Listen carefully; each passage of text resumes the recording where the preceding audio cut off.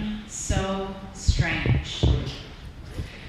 It dishonors those that go before us. You lift me up to the light of change. When I am dragged down by the prevalence of hatred, you show me the simple virtue of love. When I am scared, and when I am scarred by seemingly limitless violence, when bullets pierce synagogues, when our nation is at war with itself, you show me the power of love. You lift me up to the light of change. We heard a witness today. We heard a testimony during the offering. That video contained a string of testimony. These words, witness and testimony, come from the Christian tradition.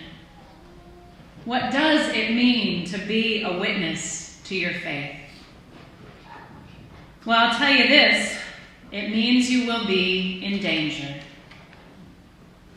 That your words, that your honesty, that your character will be questioned.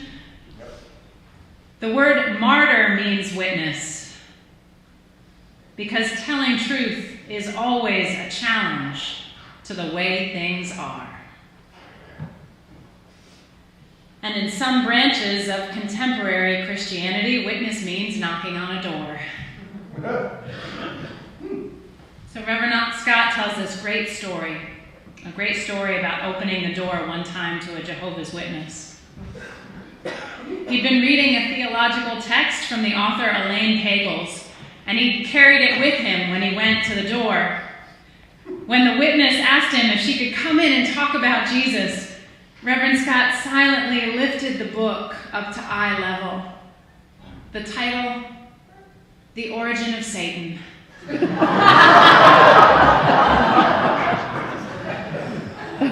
Not a devil-worshipping book.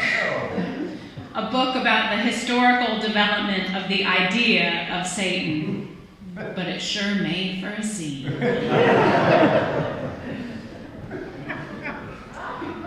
There are times when witnesses come and we would rather they still their testimony. They speak of theologies that trample our understanding of the holy. An understanding for us that is wide and deep and cannot be contained by just one word, by just one symbol, by just one path of deliverance. And at other times we hear a witness that raises up a faith that we can understand. One that lifts us up to the light of change. Yes? Yes. We've been serving here for about 2 months. I delivered a sermon full of praise for you, for this congregation. I was delighting in the strength, the compassion, the commitment that I had witnessed here. And after, I lost a page. There we go. And after the service, Aaron Krupa, a member of the search team that helped to bring us here, a truth teller, that Aaron, a witness, said to me, "When are you going to say we?" A truth-telling witness always brings a challenge. What she had heard was correct. I was still seeing myself in relation to you, this congregation that had called us, that we had not yet fused with, not out of reticence, not out of disregard, if anything, out of the slowness of emotional time. When are you going to say we? I did not see myself in that we yet, perhaps because I was not yet woven into the fabric of this place. I was witness to its glory, but not yet of it. We had not yet met and planned and visioned. We had not yet held hands and prayed for health and healing. We had not yet witnessed our shared failings. We had not yet worked for deliverance. We had not yet buried our dead. Erin testified her faith in the we. The we is what holds, what loves, what saves, what makes us whole and holy. Amen. Amen. Now, Erin, I tell you, wherever you are, the we comes quick and as a proclamation. Perhaps in the same way it had once come from the Hasidic rabbi Yitzhak when he was moved to tell this tale. In a small town outside of Chernobyl, yes, that same town where there was a terrible nuclear accident in 1986. In Chernobyl, long before that fateful day, several Hasidim were seated together at the conclusion of the Sabbath. They were all honest and devoted, and at this meal they were considering the state of their souls. So humble were they, and so God-fearing, that they thought they were great sinners, and agreed that there was no hope for them, except perhaps for their devotion to the great leader, Rabbi Nachum, whom they felt alone could uplift and redeem them. Then they decided that they must immediately go to their teacher, so they started out right after the meal, and together they went to Chernobyl. But at the end of the same Sabbath, the rabbi was sitting in his house, considering the state of his soul.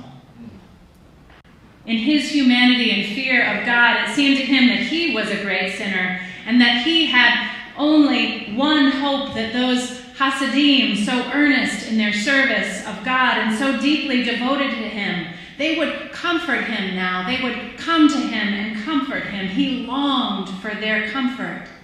And he went to the door, and he gazed in the direction of their town. When he had stood for a while, he saw them coming. And in that instant, two arcs fused. They fused into a ring, into a we. From the poem, in the evening, after the day has refused to testify, we shall be examined on love. And from the song, where you go, I will go, beloved. Where you go, I will go. This is religion. In a congregation far, far away, but not nearly as many years back as that story from Chernobyl, a man turned to his minister and said, "I'm spiritual, but not religious." The minister, another soul not likely to mince words, cocked her head and said, "Look clearly at yourself. When you sing to these people. When there is a death here, you cry, you mourn. When you give all you can give to sustain this sacred place. And you do not even share our politics, but you are of us. This people is your people. That is religion, and you are religious." The man still tells this story. He told it to me. It was the moment when he learned his true nature, that he was a ring. It was the moment when he saw that the two arcs had fused.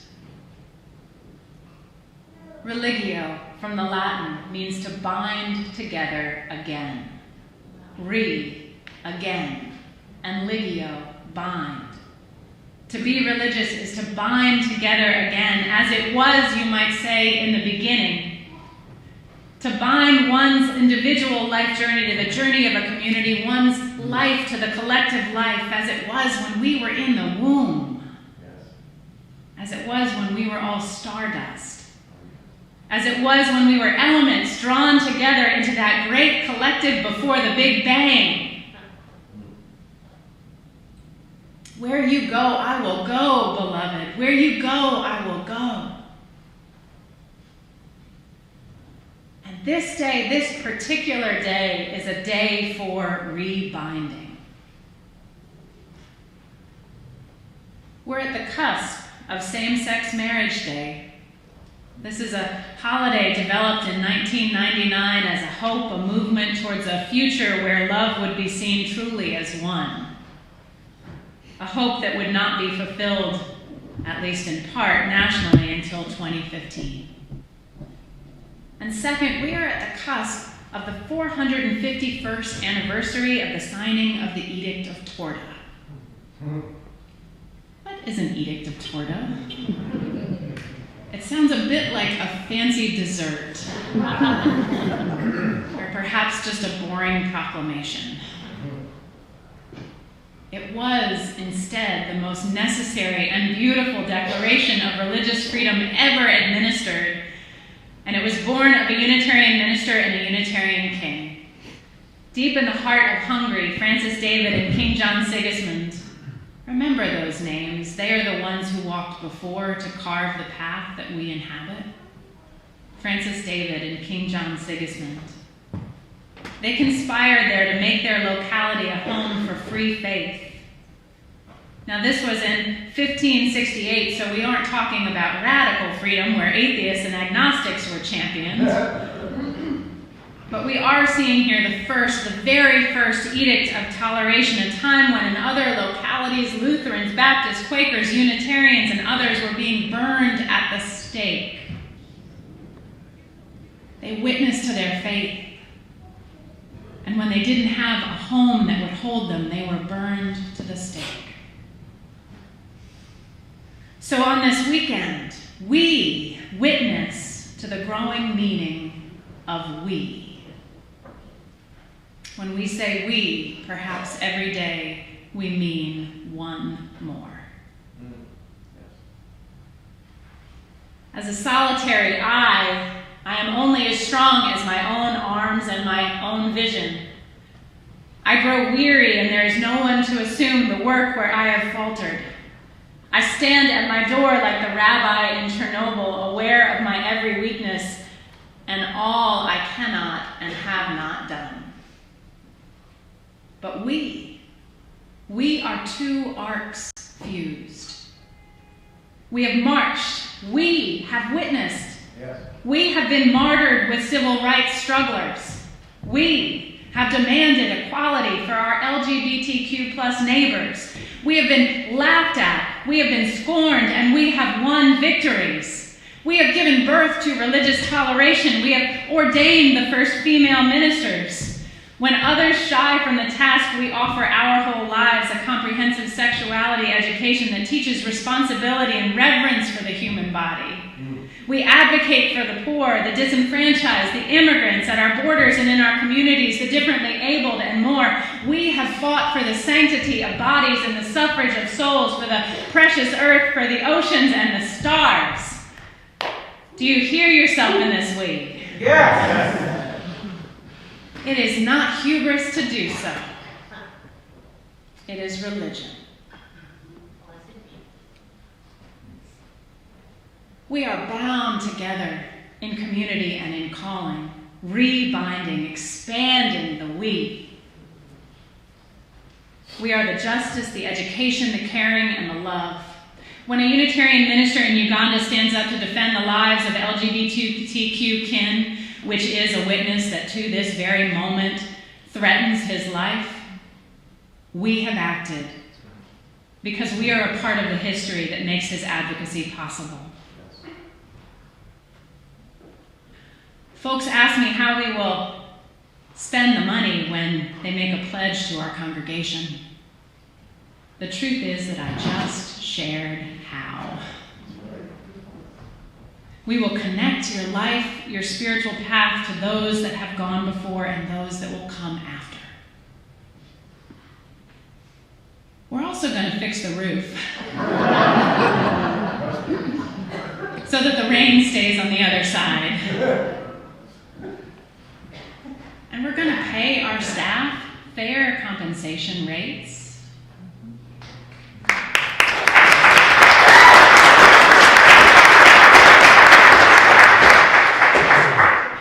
And we're going to increase the wages of our child care and custodial workers to at least $15 an hour, doing now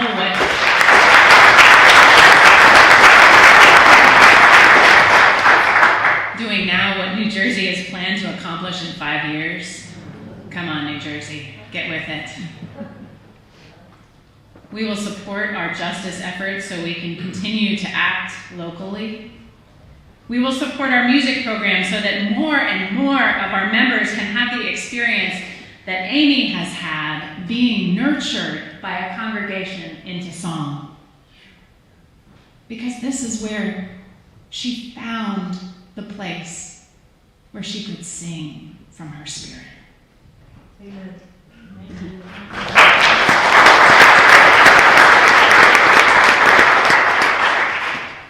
And we will continue to welcome, to care for, to teach and connect newcomer after newcomer to this faith home. Did you know that since last February, we have welcomed 37 new members into our congregation?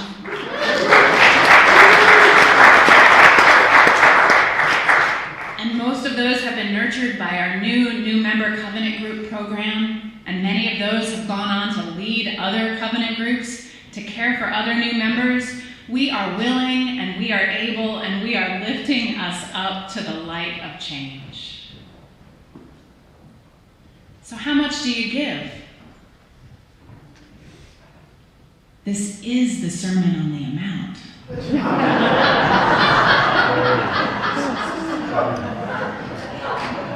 You must have expected this question.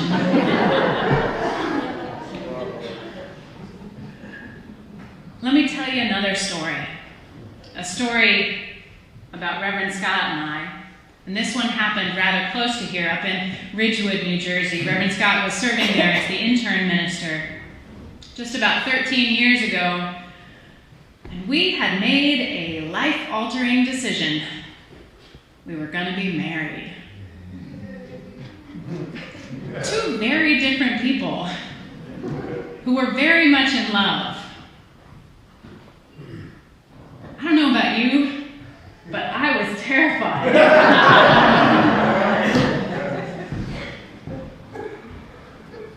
But a dignified man in Ridgewood in the evening of his life said, sometimes you can both give your full 50%.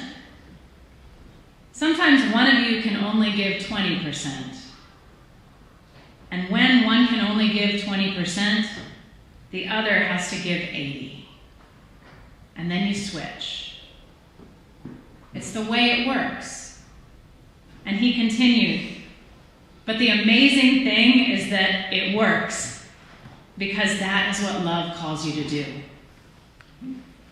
So you will do it.